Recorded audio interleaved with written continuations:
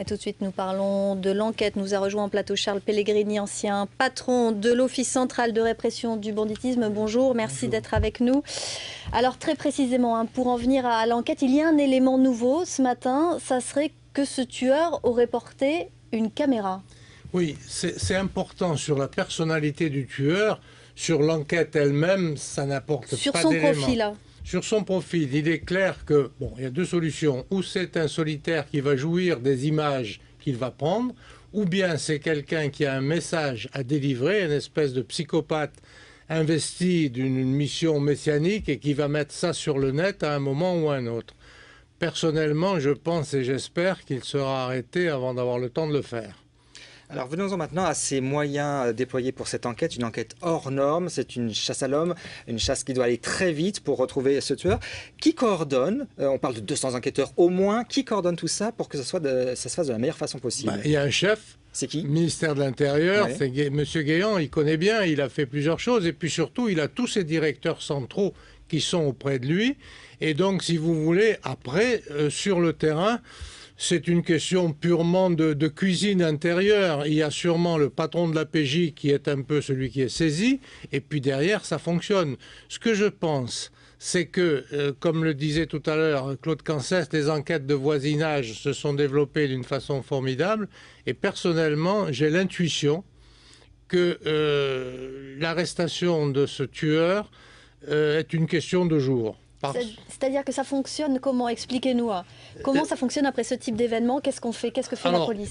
Il y a trois choses bien précises. D'abord, environnement, par exemple. On a parlé d'une piste de 3 parachutistes néo-nazis qui auraient été dénoncés et exclus des parachutistes. Bon, là, il y a évidemment une masse d'enquêteurs qui est allée vérifier leur domicile, leurs proches, etc., de savoir s'ils peuvent être impliqués ou s'ils doivent être exclus. Et cette piste, d'ailleurs, vient d'être écartée. Ils ont été entendus. Ils doivent être exclus. Ensuite, il y a tout autour, il y a des bases de données dans la police, il y a des fichiers, donc on sort de ces fichiers tous ceux qui sont susceptibles de correspondre au profil, et notamment, il n'y a pas que la mouvance néo-nazie. La mouvance néo-nazie sur les 350 ou 400 attentats qui ont eu lieu en Europe, ça représente 0, quelque chose %. Donc on cherche, et là la DCRI est très importante, elle a tous ces fichiers de terroristes ou pseudo-terroristes. Il y a toute la partie de la police judiciaire et de la police scientifique avec ces portraits. Donc tout ça, on recolle, les ordinateurs fonctionnent à plein tube. Il y a évidemment les veilleurs sur le net qui sont habitués à traquer les pédophiles, par exemple, mais qui mettent leur savoir au service de tout ça. Et donc, on ramasse des données. Mais, encore une fois, c'est mon intuition personnelle. Je suis convaincu que dans toute cette masse d'informations, ils sont déjà, et c'est normal qu'ils gardent le secret, ils sont déjà sur quelque chose. Alors ce tueur a pu être filmé par des caméras de surveillance au collège-lycée, il était casqué. Le fait qu'on n'ait pas de portrait robot, ça ralentit grandement l'enquête ou il y a vraiment plein d'autres moyens et l'enquête devrait... Alors, ça ralentit forcément, mais il y a des morphologies.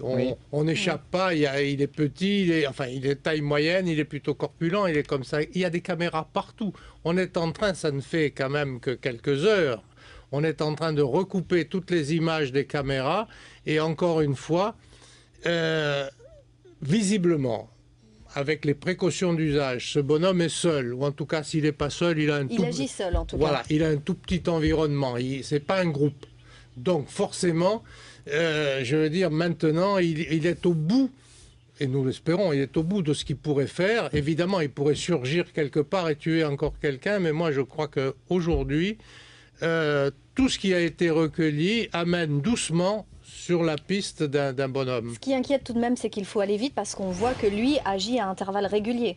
Voilà, mais on ne sait pas. Il y a deux solutions. Ou bien il a atteint son but avec tout ce mouvement médiatique et tous ces déplacements de foule et il considère qu'il a gagné, ou bien il considère qu'il a encore quelque chose à délivrer et c'est pour cela que toutes ces mesures sécuritaires sont mises en place en prévention. Mais encore une fois, j'espère que ça ira assez vite.